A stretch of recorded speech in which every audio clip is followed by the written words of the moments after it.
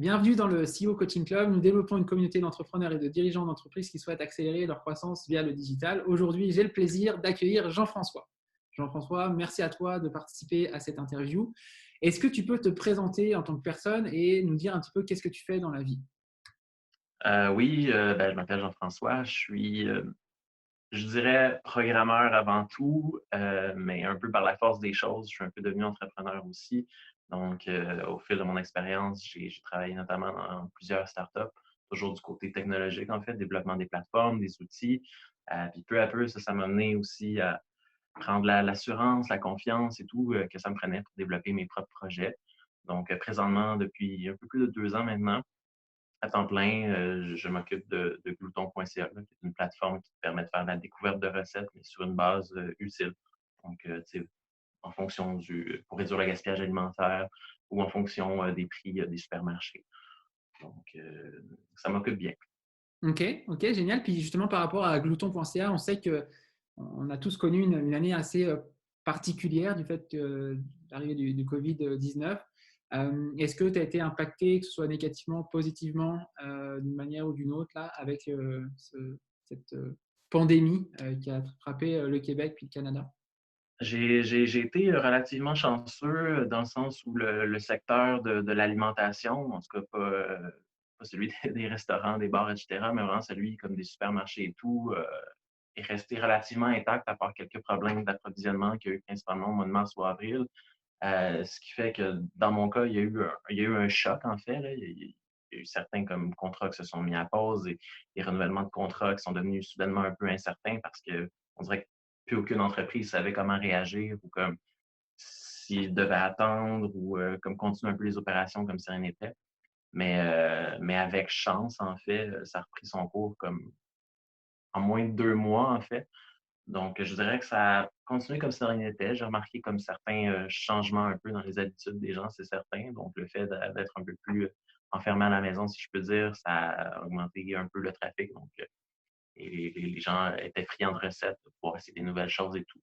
Donc, ultimement, je dirais que ça a changé un peu les habitudes des gens, mais en tant qu'entreprise, ça ne m'a pas trop affecté, donc j'étais chanceux. Ok, super. Puis comment tu vois la suite de glouton.ca si on regarde sur 2021? Ce serait quoi un peu ta vision d'entreprise? Oui. C'est sûr que moi, présentement, je mets vraiment beaucoup d'efforts, au côté technique, en fait. Ce que j'aimerais, c'est pouvoir développer la plateforme pour le marché anglophone.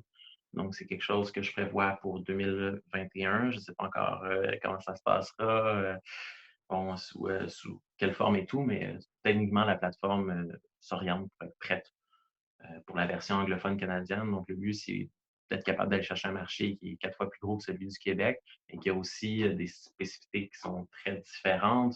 L Consommer, les achats à l'épicerie, ça ne se passe pas de la même façon au Québec. Les joueurs sont différents. Il y a des marchés locaux, il y en a qui sont nationaux. Donc, c'est un peu tout ça aussi, qu'il va falloir démêler, pour moi. Mais, au moins tout le côté technique va être prêt. Moi, je fonctionne beaucoup, par, un défi à la fois, pour pas avoir la tête qui m'explose. Donc, pour l'instant, c'est vraiment ça. Ok, génial. Puis j'imagine qu'en tant que développeur, tu as dû mettre beaucoup d'emphase sur le développement technologique derrière Glouton, parce qu'on s'entend que développer une plateforme ou prendre un Shopify, c'est une chose, mais développer concrètement une technologie avec des algorithmes, chose que, de ce que je comprends, tu es capable de faire sur ces dernières années, c'est une toute autre histoire. Puis ça demande vraiment, on va dire, une connaissance technique particulière. Est-ce que tu peux nous parler un petit peu plus de, on va dire, qu'est-ce qu'il y a sous le capot du Glouton, en fait, glouton.ca? Oui, ben, premièrement, par rapport à ça, c'est que j'ai quand même une certaine chance. C'est que du fait que je sois programmeur et tout, j'ai pu un peu prendre le contrôle, de ce qu'il y avait sous le capot par moi-même. Donc, c'est sûr que, ben, en ce moment, avec la pénurie de main-d'œuvre en plus, c'est tout le temps difficile de trouver des programmeurs. Ça coûte cher, comme surtout trouver des gens qui sont bons, dévoués, compétents, et cetera. Donc, il y a vraiment une surenchère sur le talent, qui dure depuis quelques années. Et j'ai pu m'affranchir de ça justement parce que je suis programmeur de profession. Donc, c'est sûr que moi, euh, avant que ça devienne un projet d'entreprise, ça a été vraiment une expérimentation technologique. Donc, j'ai utilisé les compétences que j'avais et j'ai voulu apprendre celles qui me manquaient, en fait, pour être capable de créer une immense base de données de recettes, des prix des supermarchés aussi, de trouver comme des façons, des calculs, des algorithmes pour un peu mettre tout ça en relation ensemble. Donc, peu à peu, c'est des couches qui se sont ajoutées, en fait. Ça a commencé par une base de données de recettes dans laquelle des couches se sont ajoutées, donc la détection d'allergènes, euh, bon, la catégorisation de recettes avec le machine learning notamment. Ensuite, ça a été l'analyse des prix à l'épicerie. Donc, comment est-ce qu'on peut utiliser ces données-là, euh, jointes avec celles des recettes, en fait, pour que ça ait une valeur pour les gens qui cherchent des recettes. Donc, tu sais, qu'est-ce que je peux cuisiner cette semaine en fonction des rabais qui sont au supermarché ou en combinant différents supermarchés, en fait. Donc, ça a vraiment été beaucoup d'expérimentation, d'essais-erreurs, de trouver aussi comme où est-ce que les données ne fonctionnent pas, parce que c'est un autre gros problème, en fait. Les algorithmes peuvent bien fonctionner dans beaucoup de cas, mais il faut que les données soient constantes dans le même format, évaluées selon la même méthode et tout. Donc, dans mon cas, ça a beaucoup été un défi d'analyse de données. Mhm. C'est sûr que ben, pour tout le reste, ça a été la couche un peu entreprise, rendre ça digeste en fait pour les gens, que ce soit navigable, cherchable et tout. Donc, ça ressemble beaucoup à ça. Donc, merci JF là-dessus. En tant que consommateur, euh, mettons quelqu'un qui ne connaît pas glouton.ca, qu'est-ce qu'il va trouver sur Glouton aujourd'hui en Oui. termes de fonctionnalité? Ouais, en fait, ça peut fonctionner de diverses façons. Ça peut fonctionner comme un moteur de recherche. Quelqu'un qui a l'habitude de trouver ses recettes sur Google pourrait utiliser Glouton de la même façon pour faire une recherche par ingrédient ou mot-clé. C'est vraiment plus au niveau algorithmique qu'il y a une différence qui est intéressante. Quelqu'un qui arrive sur Glouton pour la première fois peut se créer un profil, choisir ben, quels sont les supermarchés qu'il visite fréquemment, et ben, ensuite obtenir des suggestions de recettes en fonction des prix de ces supermarchés-là aussi. Donc, c'est vraiment c'est très segmenté par outil, je dirais. Donc, l'économiseur, qui est un peu l'outil phare de la plateforme, c'est à cet endroit-là où il faut aller. Et selon les supermarchés qui sont ajoutés à notre profil, on obtient des suggestions de recettes pour maximiser le potentiel des promotions. Ensuite, il y a le vide-frigo, un autre outil qui peut utiliser un peu les mêmes données des recettes, mais va cette fois-ci un peu les calculer, en fait, pour aider les familles à réduire le gaspillage alimentaire. Donc, qu'est-ce qu'on a sous la main euh, et qu'est-ce qu'on peut cuisiner avec ça pour essayer de réduire le plus possible ce qu'on met à la poubelle ou au compost. Donc, on a vraiment une approche modulaire, je dirais. Donc, Mhm. chaque outil a son utilité. Puis je crois que dans mon cas, un des défis, c'est beaucoup d'éduquer les gens sur ce que les outils peuvent faire pour eux, puis à quel point sont performants, c'est quoi leur limitation aussi et tout. Mais, euh, mais quelqu'un qui arrive sur Glouton, au-delà de son profil, va être accompagné dans les divers outils, va pouvoir un peu découvrir ça par lui-même. Le but, c'est un peu de changer ses habitudes, là, de plutôt de chercher des recettes par mots-clés, mais que ce soit plutôt sur l'utilité, en fait, des recettes. Ok, super. Puis, ça, on a vu un peu l'aspect consommateur. Maintenant, si on regarde plus d'un point de vue business, comment tu fais pour aller chercher ces nouveaux consommateurs ou ces nouveaux utilisateurs qui ne connaissent pas Glouton? C'est quoi? Ça ressemble à quoi ta stratégie marketing dans le fond?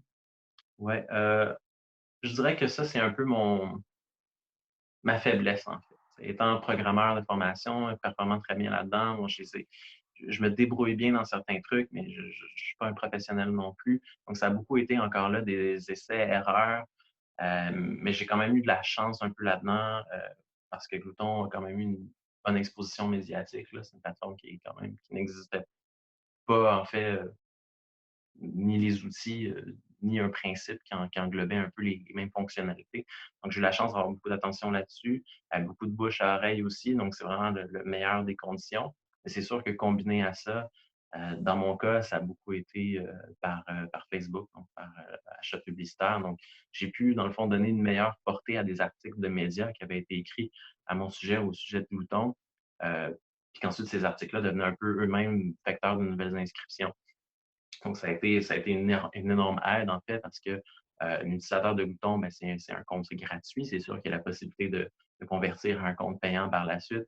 Mais le gros du défi, c'était de trouver une façon au moins d'amener des nouveaux utilisateurs gratuits, puis ensuite de trouver une façon de les convertir. Mais grâce à ça, je dirais que j'ai pu réduire mes coûts d'acquisition comme énormément, là, à quelques sous par inscription gratuite. Puis ben, par la suite, ben, ces gens-là découvrent la plateforme par eux-mêmes puis peuvent devenir eux aussi des porte-parole. Donc, c'était génial. Je n'ai pas de stratégie précise en ce moment par rapport à ça. C'est quelque chose qui continue fonctionner bien pour l'instant. Donc, statu quo, puis on croise les doigts. OK, excellent, excellent. Est-ce que tu as quelques chiffres à nous partager, peut-être sur le nombre d'utilisateurs que tu touches chaque mois ou... Bien sûr. Niveau utilisateur, c'est un peu moins de 100 000 visiteurs uniques par mois. C'est stable pas mal les derniers mois. Il peut y avoir des petites fluctuations, en fait, là. Au début de la pandémie, il y a eu un bon pic de trafic et tout. Ensuite, c'est revenu un peu à la situation normale et tout. Des membres, c'est près de 40 000 maintenant. Là-dessus, il y en a comme quelques milliers qui sont actifs chaque mois. Donc ça, c'est un autre défi aussi, là, de garder les utilisateurs qui créent des comptes, qui restent actifs, qui viennent de façon régulière sur Glouton. Mhm. Niveau démographique, c'est certain que ça vise plus les femmes. Donc, c'est beaucoup de femmes, 80 d'utilisatrices environ, mais c'est très bien réparti dans les tranches d'âge. Donc, au-dessus de 24 ans, je dirais que tous les tranches d'âge sont bien représentés, ce qui, moi, me satisfait beaucoup, parce que j'ai l'impression de pouvoir parler à plusieurs générations en même temps, ou au moins que ce qui a été développé a une valeur pour plusieurs générations en même temps. Et bon, ensuite, on parle de presque 14 000 likes sur Facebook et tout, même si on s'entend qu'avec les modifications algorithmiques de Facebook, c'est de plus en plus difficile de parler à ces 14 000 personnes-là. Donc, ça s'oriente beaucoup vers ça. Il y a un peu de Pinterest aussi qui est géré de façon un peu automatique, là, que toutes les recettes puissent être disponibles par cette porte d'entrée-là. Euh, Ça résume bien la situation. Au côté revenu, quelque chose qui peut être peut-être intéressant, c'est pas un secret, là, les revenus publicitaires sont en baisse pour les grands médias, mais aussi pour la plupart des éditeurs de contenu, donc blog, etc. Glouton n'est pas l'exception. Les revenus publicitaires seraient vraiment, vraiment, vraiment insuffisants juste pour que la plateforme puisse survivre, en fait. Donc, d'un côté, il y a les abonnements payants, mais il y a aussi les ententes avec les entreprises qui, euh, qui permettent de diversifier les sources de revenus, ce qui fait que la publicité, ben, ultimement, compte pour environ à 15 du total des revenus. Donc, c'est, euh, j'ai de la chance à ce niveau-là, je crois. OK, génial. Si maintenant on regarde plus au niveau conseil d'entrepreneur à entrepreneur, euh, ce serait quoi ton meilleur conseil que tu aimerais donner justement à quelqu'un qui regardera cette vidéo et qui pourrait être inspiré par ton parcours et par ce que tu as fait sur ces dernières années? Euh, Qu'est-ce que tu lui dirais à cette personne? Euh, pour moi, en fait, ça a été une aventure personnelle autant que professionnelle, comme fonder Glouton, puis amener ça où c'est aujourd'hui. Donc, je dirais de rester un peu à l'écoute de son intérieur, de comprendre aussi ses limites, d'accepter ses ambitions, en fait, et de pas chercher le succès à tout prix, en fait, de chercher aussi le bien-être, puis trouver la façon dont les deux peuvent s'arrimer, en fait. Et au-delà de ça, de garder son cœur, de garder comme de rester juste, de rester comme d'avoir des bonnes valeurs dans le tout. Puis je pense qu'à ce moment-là, tout va bien aller. Donc, pour moi, ce serait vraiment de jamais mettre de côté le côté personnel euh, au profit du professionnel ou de son projet d'entreprise parce que ben, quand on fonde des entreprises, ben, il y en a beaucoup qui ne fonctionnent pas, il y en a qui fonctionnent aussi et tout, mais tout ce qui se passe autour, en fait, est tout aussi important. Puis il ne faut pas l'oublier parce que le personnel, ultimement, vient aussi supporter le professionnel. Donc, il faut prendre soin de soi et moi, c'est le conseil que je dirais. Ne vous oubliez pas et ne laissez pas 100% de la place à votre entreprise. Gardez-en un petit peu pour C'est un très bon conseil que tu donnes aujourd'hui. Est-ce que tu aurais quelque chose d'autre à ajouter? Oui, peut-être un peu, en fait. Tu sais, récemment, j'ai un peu eu une découverte de l'entrepreneuriat social. Pas que je ne savais pas ce que c'était, que je connaissais ça, mais je suis de plus en plus intéressé par ce niveau-là.